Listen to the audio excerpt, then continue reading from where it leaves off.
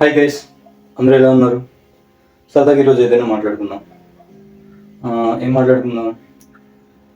నాకు క్వశ్చన్ ఉంది.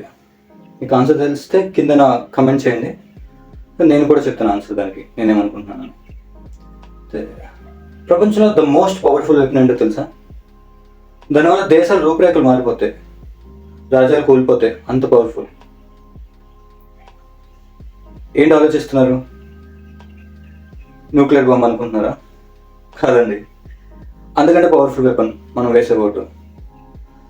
మనం ఓటు హక్కుని సమర్థవంతంగా ఉపయోగిస్తే మన దేశం రూపురేఖలు మారిపోతాయి. మన తర్వాత తరాల భవిష్యత్తు ఇప్పుడే తిరగరాయచ్చు. Welcome back to our channel.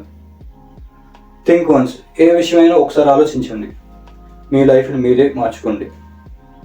ఇక టాపిక్ వస్తే, ఏ వ్యక్తికైనా 18 years వచ్చాక కొన్ని రెస్పాన్సిబిలిటీస్ వస్తాయి. ఒకటి self responsibility to taking care of our self. 2 family responsibility to taking care of our family, feed our family, protect our family. And 3rd social responsibility. ఈ social responsibility అంటే ఏమనుకుంటున్నారు? ప్రతి ఒక్కరికి ఒక ఏజ్ వచ్చాక మన కంట్రీ కోసం ఏదో చేయాలి, ఏదో సాధించాలని డెఫినెట్గా ఏదో ఒక టైంలో అనిపిస్తుంది. అలా డిఫెన్స్లో జాయిన్ అవ్వాలనో లేదా డిపార్ట్మెంట్లో చేరాలనో చాలామంది ట్రై చేస్తారు. కొంతమంది సక్సెస్ అవుతారు, కొంతమంది కుదరకపోవచ్చు. బాధపడతారు. ఆ తర్వాత వాళ్ళకి తగిన జాబ్ చేసుకుంటూ లైఫ్ లీడ్ చేస్తుంటారు. అయితే ఇంకా దేశం కోసం ఏం చేయలేనట్లేనా? కాదు. దేశభక్తి, సోషల్ రెస్పాన్సిబిలిటీ అంటే చూపించాలంటే ఆర్మీ ఆర్ డిపార్ట్మెంటే కాదు. మనం ఏ వర్క్ చేసినా ఆ వర్క్లో నిజాయితీగా మన బాధ్యతలు నిర్వహిస్తుంటే అది దేశ సేవ అవుతుంది. ఫర్ ఎగ్జాంపుల్, ఒక గవర్నమెంట్ ఎంప్లాయ్ తన డ్యూటీ నిజాయితీగా చేస్తే, ఆ సర్వీస్ ప్రజలకు సక్రమంగా అందితే, నలుగురు లైఫ్లో మంచి జరిగితే అది దేశ సేవ కాదంటారా? సేమ్ వే ఒక ప్రైవేట్ ఎంప్లాయ్ నిర్లక్ష్యం లేకుండా సక్రమంగా తన వర్క్ నిర్వహిస్తుంటే, దానివల్ల సర్వీస్ పొందుతున్న వాళ్ళ పనులు సజావుగా సాగిపోయి లబ్ధి పొందుతుంటే ఆ ప్రైవేట్ ఎంప్లాయ్ రెస్పాన్సిబుల్ సిటిజన్ కాదంటారా? ఒకసారి ఆలోచించండి. ఇది ఒకటే కాదు, మనం సంపాదించే ప్రతి రూపాయలో కొంత భాగం గవర్నమెంట్కి ట్యాక్స్ రూపంలో కడుతున్నాం. సరే, మిగిలిందైనా మనకే ఉంటుందా అంటే లేదు. మిగిలిన డబ్బులతో మనం కొనుక్కునే ప్రతి వస్తువు, ప్రతి ప్రొడక్ట్, ప్రతి సర్వీస్లో మనం మళ్ళీ ట్యాక్స్ కడుతున్నాం. అది కూడా దేశానికి వెళ్తుంది. ఈ ట్యాక్స్లన్నీ ఎందుకు అంటారా? మనం ఒక సమాజంలో ఉన్నాం. మనకి నడవడానికి రోడ్స్, తాగడానికి మున్సిపల్ వాటర్, మన పిల్లలు స్కూల్లో చదువుకోవడానికి ఉచిత విద్య, జబ్బులు జ్వరాలు చేస్తూ ఉచిత వైద్యం కోసం గవర్నమెంట్ హాస్పిటళ్ళు, ఇంకా ఎన్నో గవర్నమెంట్ సర్వీసెస్ ఇస్తుంది. వీటన్నిటికీ డబ్బులు ఎక్కడి నుంచి వస్తాయి? మనం కట్టే ట్యాక్స్ నుంచే తీసి ఇవన్నీ చేస్తారు. అంటే మన డబ్బులతో మనం మన సమాజాన్ని నడుపుకుంటున్నాం. సరే, ఇదంతా ఎందుకు చెప్తున్నావు? దీనికి ఓటుకి సంబంధం ఏంటి అంటారా? చెప్తా, అక్కడికి వస్తున్నా. మనం ఓటు ఎందుకు వేస్తున్నాం? ఎమ్మెల్యే, ఎంపీ, సీఎం లేక పిఎం, వీళ్ళని ఎన్నుకోవడానికి. సింపుల్గా మనం అందరం ట్యాక్సులు కట్టిన డబ్బులతో మనకి కావాల్సిన అన్ని సదుపాయాలని అందిస్తూ, డెవలప్మెంట్ చేస్తూ, మన లైఫ్ని బెటర్ చేస్తూ, మనల్ని నడిపే పాలించే నాయకుని ఎన్నుకోవడానికి. కరెక్ట్ కదా? దీన్నే డెమోక్రసీ, ప్రజాస్వామ్యం అంటారు.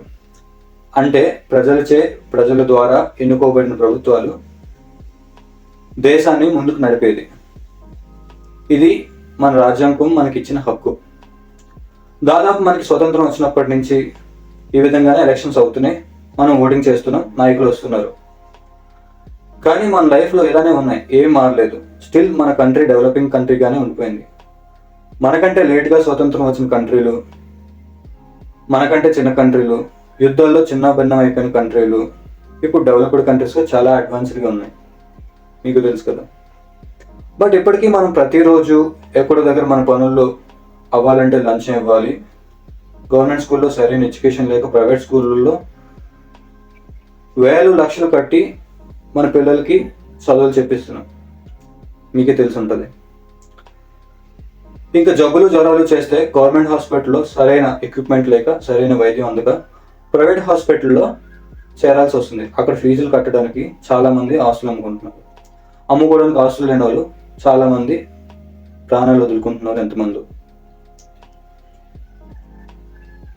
ఇలా ఎక్కడ చూసినా అసమర్థత, corruption, unemployment, no proper development, no manufacturing industries, చదువుల కోసం లక్షల ఖర్చులు, చదువులు అయ్యాక ఉద్యోగాలు దొరక్క వలసలు. మనం సంపాదించే దానికంటే బ్రతకడానికి ఎక్కువ ఖర్చు అవుతుంది. ఇంక బ్రతకడం ఎలా మీకు అనిపిస్తుందా? ఇలా ఎన్నో మన కళ్ళ ముందు చూస్తూ ఎప్పటికప్పుడు ఎవరితోనో లేదో మనతో మనమైనా అనుకునే ఉంటాం. ఎప్పుడు మారుతుంది సొసైటీ, ఎవరు వస్తారు, ఎవరు మారుస్తారు అనే అయోమయం ఎదురు చూపులు. కొంతమంది నాయకులదే తప్పు అంటారు, మరి కొంతమంది ప్రజలదే తప్పు అంటారు, ఇంకొంతమంది ఎవరో రావాలి, ఎవరో మార్చాలి అంటారు. నిజానికి ఏది కరెక్ట్? ఎవరు మారాలి, ఎవరు రావాలి? ఎవరి చేతిలో ఉంటుంది మార్పుకి మార్గం? మార్పుకి సొల్యూషన్ ఏది? మార్పుకి ఆయుధం ఏంది? దీనికి నా ఆన్సర్ మనమే, మన చేతుల్లోనే ఉంది. ఒకసారి ఎన్నుకున్నాక 5 ఏళ్ళు మనల్ని పాలించే వాళ్ళ పవర్ కంటే 5 ఏళ్ళకి ఒకసారి మనం వేసే ఓటుకే పవర్ ఎక్కువ. ఒకసారి ఆలోచించండి. ఎందుకంటే మీరు కలవాలనుకుంటే అపాయింట్మెంట్ కూడా దొరికిన నాయకులు ఎలక్షన్ టైంలో మీ ఏరియాకి, మీ ఇంటి ముందుకి, మీ ముందుకి వచ్చి మీ విలువైన ఓటుని వాళ్ళ కోసం వేయమని మిమ్మల్ని అడుక్కుంటారు.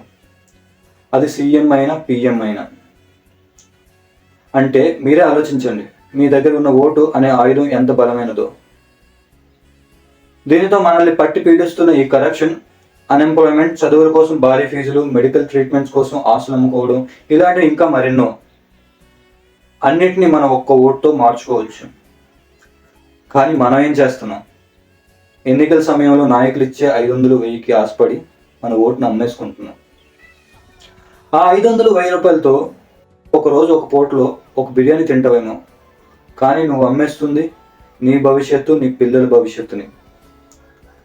ఒక 5 ఏళ్ల కాలంలో జరిగే అన్యాయం నిన్నే కాదు, నీ తరతరాల భవిష్యత్తును కూడా ఆపేస్తుంది. ప్రతి ఇయర్ నువ్వు ఎన్ని ట్యాక్స్లు కడుతున్నావు? గవర్నమెంట్కి జీడిపి ఎంత వస్తుంది? అది నీ కష్టం, నీ భవిష్యత్తు కోసం నువ్వు కడుతున్న డబ్బులు. నీకు 500 ఇచ్చి నీ ఓటును కొనేసి నీ కష్టాన్ని మొత్తం దోచేస్తుంటే నువ్వేం చేస్తున్నావు? నీకు బాధ్యత లేదా? నీ కష్టాన్ని వాళ్ళు దోచేయడానికి ప్రయత్నిస్తుంటే నీకు అర్థం కావడం లేదా? దానివల్ల నీ కుటుంబం భవిష్యత్తు మంటల్లో కాలిపోతుంటే నీకు పర్వాలేదా? మేల్కో, ఇప్పుడైనా మేల్కో. నీ ఓటు హక్కును నమ్ముకొని జీవితాన్ని తాకట్టు పెట్టుకోకు.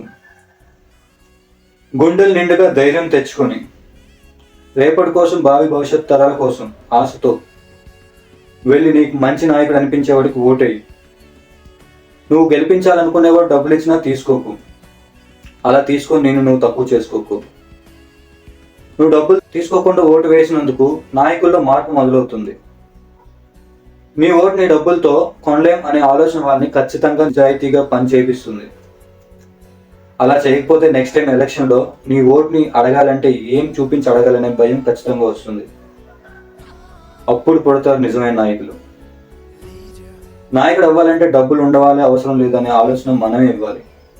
అప్పుడు నీలా నాలా దేశం కోసం ఆలోచించే వాళ్ళు, పేదవాడైనా ఓటు అడగడం కోసం డబ్బులు ఖర్చు పెట్టిన అవసరం లేదని ముందుకు వస్తాడు. అలా వచ్చిన వాడు మన సమాజాన్ని మంచి దారిలో ముందుకు నడిపిస్తాడు. జై హింద్.